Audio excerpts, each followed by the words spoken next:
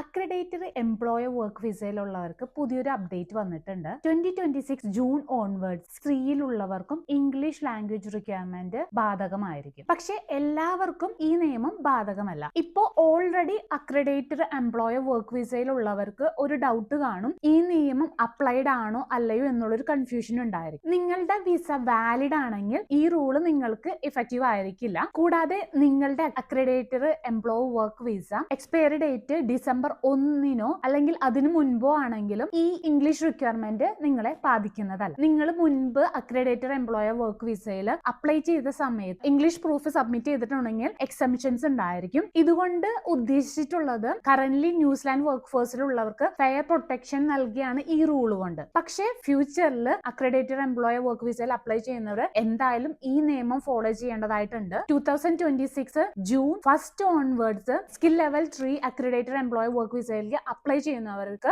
English requirement mandatory ആയിട്ട് submit ചെയ്യേണ്ടതായിട്ടുണ്ട്. Employer job check token 2026 June 1 മുൻപ് കിട്ടിയാലും നിങ്ങളൊരു ന്യൂ അപ്ലിക്കന്റ് ആണെന്നുണ്ടെങ്കിൽ ഈ ഇംഗ്ലീഷ് റിക്വയർമെന്റ് നിങ്ങൾക്ക് ബാധകമായിരിക്കും. വളരെ സിമ്പിൾ ആയി പറഞ്ഞു കഴിഞ്ഞാൽ ഇപ്പൊ ന്യൂസിലാൻഡിലുള്ളവര് സേഫ് പൊസിഷനിലാണ് ഉള്ളത്. പക്ഷേ ഫ്യൂച്ചറിൽ അപ്ലൈ ചെയ്യുന്നവര് ഇംഗ്ലീഷ് റിക്വയർമെന്റ് എന്തായാലും മീറ്റ് ചെയ്തിരിക്കണം. അപ്പോൾ ഈ വീഡിയോ നിങ്ങൾക്ക് ഹെൽപ്ഫുൾ ആയിട്ടുണ്ടെന്നുണ്ടെങ്കിൽ സേവ് ചെയ്ത് വയ്ക്കുക. അതുപോലെ തന്നെ ന്യൂസിലാൻഡിലേക്ക് വരാൻ ആഗ്രഹിക്കുന്ന നിങ്ങളുടെ ഫ്രണ്ട്സിനോ ഫാമിലിക്കോ ഷെയർ ചെയ്ത് കൊടുക്കാം. അതുപോലെ ന്യൂസിലാൻഡിൽ മോർ റിലേറ്റഡ് ടിപ്സിനായിട്ട് എന്റെ അക്കൗണ്ട് ഫോളോ ചെയ്യാൻ മറക്കരുത്. താങ്ക്